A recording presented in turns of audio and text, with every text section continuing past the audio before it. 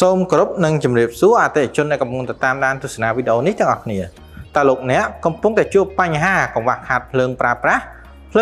មិនគ្រប់គ្រាន់មិនមានភ្លើងប្រើប្រាស់មែនទេអបអារម្មណ៍ទៀតហើយថ្ងៃនេះផងដែរខ្ញុំសូមណែនាំនៅប្រភេទម៉ាស៊ីនភ្លើងម៉ាក Nigatech ស៊េរីថ្មីជាច្រើន model NCG i 4200 SE ចំពោះម៉ាស៊ីនភ្លើងនេះផងដែរគឺវាអាចផលិតភ្លើងបានចំនួន4 kW ជាប្រភេទម៉ាស៊ីនភ្លើង inverter ប្រើសាំងសុទ្ធដើរដោយប្រអប់ទាញហើយវាមានដេរងាយស្រួលក្នុងការបញ្ឆេះផងដែរចំពោះចំណុះធុងសាំងវិញម៉ាស៊ីននេះគឺវាអាចផ្ទុកបានសាំងចំនួន 5.5 លីត្រជាប្រភេទម៉ាស៊ីនភ្លើងប្រើភ្លើង220មានរុនដោតចំនួន2និងមានរុនដោត USB និង Type C សម្រាប់សារទូរស័ព្ទបានផងដែរចំពោះទម្ងន់វាមានទម្ងន់ 26.5 គីឡូក្រាម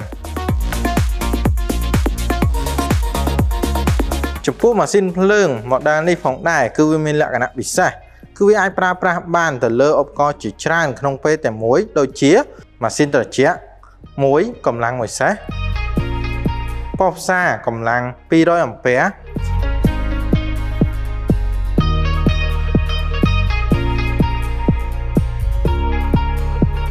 តើកាត់ដែកខ្នាតធំកម្លាំង2400វ៉ាត់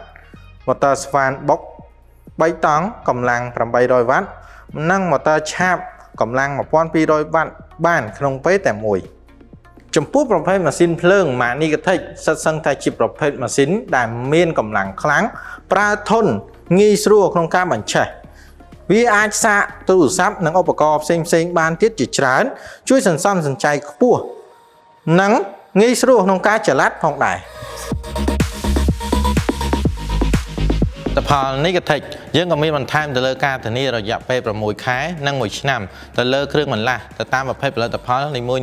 និងមានការធានារយៈពេល3ឆ្នាំទៅលើសេវាកម្មជួសជុលជាពិសេសយើងមានដៃគូជួសជុលទូទាំង25ខេត្តក្រុងនិងមានភាពងាយស្រួលក្នុងការរកជាវបានទូទាំងប្រទេសកម្ពុជា